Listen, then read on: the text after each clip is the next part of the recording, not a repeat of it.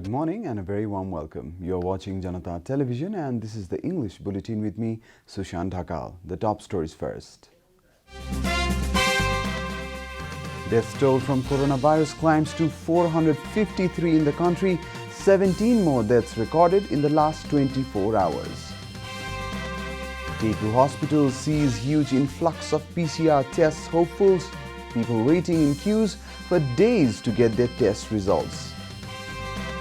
Incessant rainfall disrupts life all across the country. 9 people die in a landslide in Siangja. Republican legislators promise smooth transition of power, split with President Trump over the refusal of commitment for post-election transition. And German club Bayern Munich lifts the European Super Cup, defeats Sevilla by 2-1.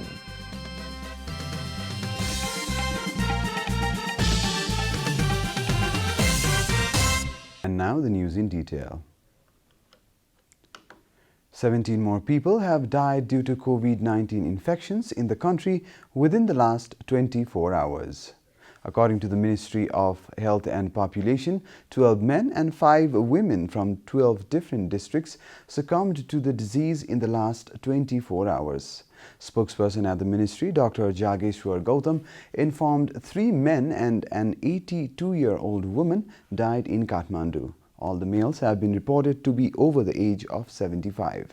Similarly, a 55-year-old woman from Morang, a 78-year-old man from Jhapa, another 81-year-old woman from Sunsari died due to coronavirus in Province 1. Likewise, 2 men, 68 and 70 years from Dhanusa, a 65-year-old man from Rautahar also succumbed to the disease. In Bhaktapur, the casualty of a 73-year-old woman and 84-year-old man was confirmed. Likewise, the ministry also confirmed the deaths of a 32-year-old woman in Dhading and 39-year-old man from Tanahu and Dang, 50-year-old man from Kapilbastu and 55-year-old man from Nawalparasi. With this, the total death toll due to COVID-19 in the country has climbed to 453. With the coronavirus pandemic spreading like a wildfire in the Kathmandu Valley, the local people are flocking the Teku-based public health laboratory to get their PCR test done. The local people have had to endure a lot of hardship just to get their PCR test at the Sukarraj Tropical and Infectious Disease Hospital. On one hand, the government has asked everyone to follow health-related guidelines by maintaining physical distancing, and on the other hand, crowds have formed at the same hospital, which challenges the government's decision. Some people have even taken shelter in the hospital premises to queue for the PCR test, even during the incessant rainfall of the last couple of days. Most of the people in the queue are the tenants who have been forced to take the PCR test by their landlords in Kathmandu.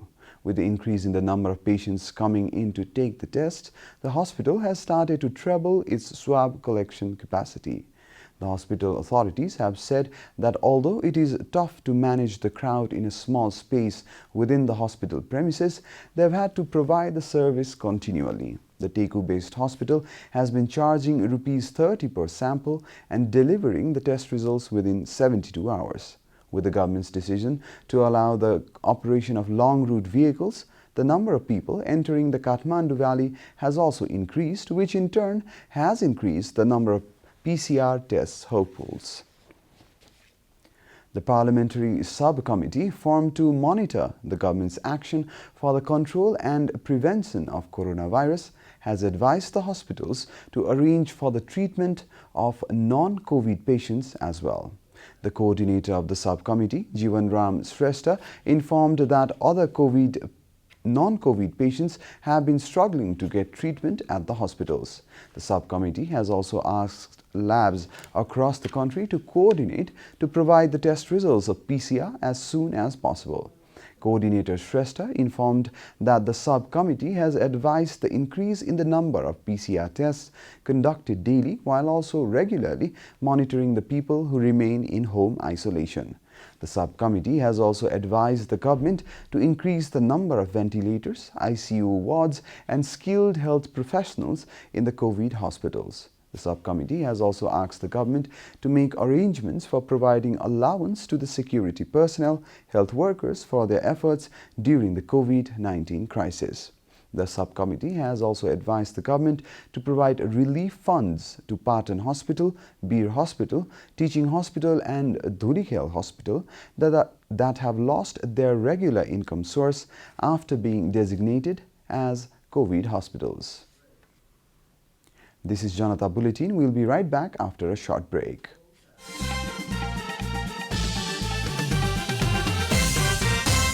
Welcome back after the break. We continue with other national news.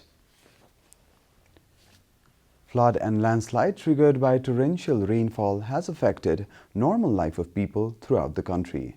The incessant rainfall that has continued since last Wednesday has increased the risks of flood in Tarai and landslides in the mountainous and hilly areas. The rise in water level in most of the rivers has caused death and damage in the affected areas. As per the Weather Forecasting Division of the Department of Meteorology, the downpour will continue in most parts of the country until Saturday this week. According to the weather bulletin published by the division today morning, light to moderate rain with thunder and lightning is likely to continue at some places of the country, with chances of heavy rainfall at a few places of Province 1 and Province 2 and at one or two places of Bagmati Province and Gandaki Province. The division has also requested everyone to take necessary precautions where heavy rainfall has been predicted. The low-pressure belt created in the eastern part of Indian state of Madhya Pradesh is gradually shifting to the northeastern region, resulting to more rainfall, the division added. Ministry of Culture, Tourism and Civil Aviation have made arrangements to endorse 2 days off a week policy to boost internal tourism. The ministerial-level meeting led by Tourism Minister Yogesh Bhattrai yesterday decided to set up a task force for a detailed analysis on 2 days weekly off policy. According to Tourism Ministry, the proposal submitted by the task force will be immediately sent to the cabinet meeting for further discussions. The task force will be led by Joint Secretary and Chief of Tourism Department Pradeep Kumar Koirala. Similarly, the task force will also comprise of Director General of Department of Tourism Rudra Singh Tamang and CEO of Nepal Tourism Board Dhananjay Regmi. The task force will also consist of representatives from Ministry of Finance, Home and General Administration. And now the news from the economic front.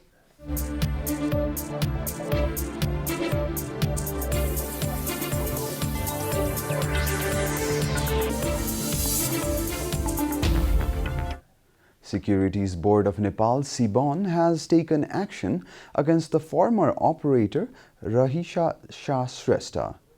The board decided to take action against Shrestha after it was found that the former operator sold the company shares before completing 1 year of leaving her position.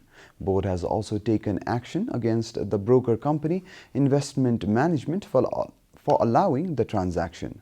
The board decided to penalize Shrestha with 75,000 rupees while the broker company was penalized with 150,000.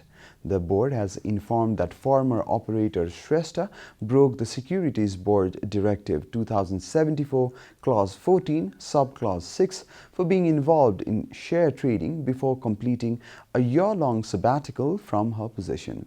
The board has blamed both Shrestha and the broker company for violating the directive of the board regarding the share market. Time for a short break here at Janata Bulletin. Stay tuned for international news.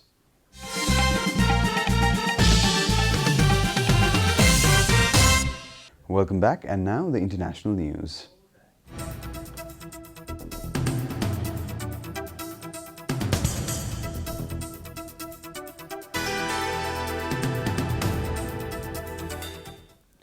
US President Donald Trump has faced severe backlash, including from his own party members, after President Trump refused to commit for a smooth transition if he loses the elections in November.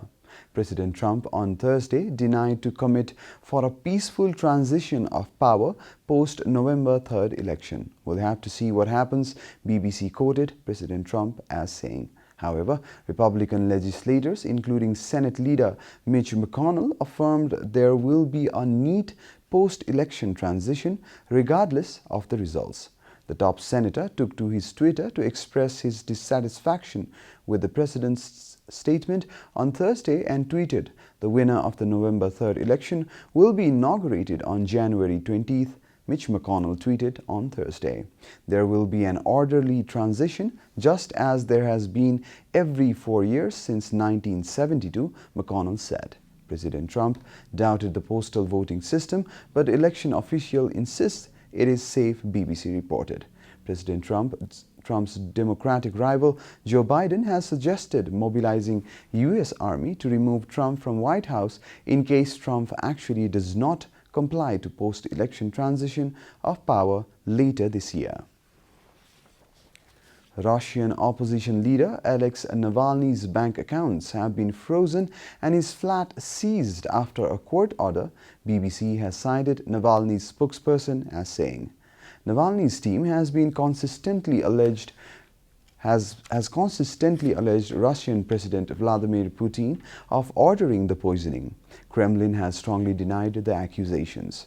They seized the assets and the apartment of a person who was in a coma. BBC has quoted Kira Yarmysh, Navalny's spokesperson, as saying. The court order came a day after Navalny was discharged from a hospital in Berlin where he was being treated for Novichok nerve agent poisoning. The leading opposition figure and vocal critic of Mr. Putin collapsed on a flight in Siberia on 20th August and was later transferred to the Charité hospital in German capital Berlin for treatment. You're watching Janata Bulletin, and now the latest from the world of sports.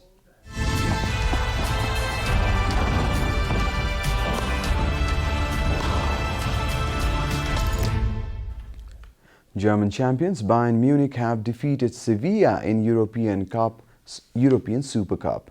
The Champions League winners defeated the Europa League winners by the scoreline of 2-1. The showpiece was the first major European match to allow fans since the coronavirus pandemic forced the game into lockdown. Sevilla took the lead from the penalty spot on 13 minutes when Ivan Rakitic was bundled over by David Alaba. Lucas Ocampo scored from the resulting penalty. Bayern equalized before the break, Leon Goretzka scoring from Robert Lewandowski's super touch, with both sides having opportunities to seal the game in regular time. Bayern, who last lost in December 2019, clinched the victory with substitute Javi Martinez's 104th minute header.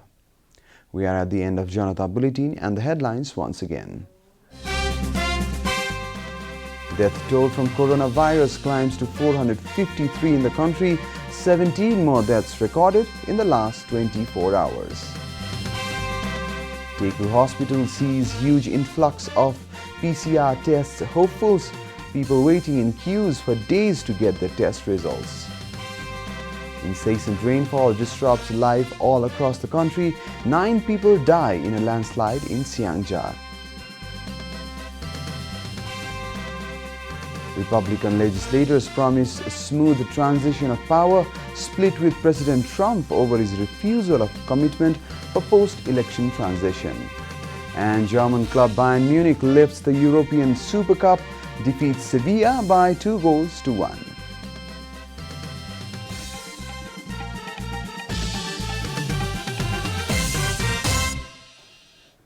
And that's all from the English News Desk for today. You can follow Janata Television and our programs on various social media platforms, including on our website janatasamachar.com. Keep watching Janata Television. Namaste.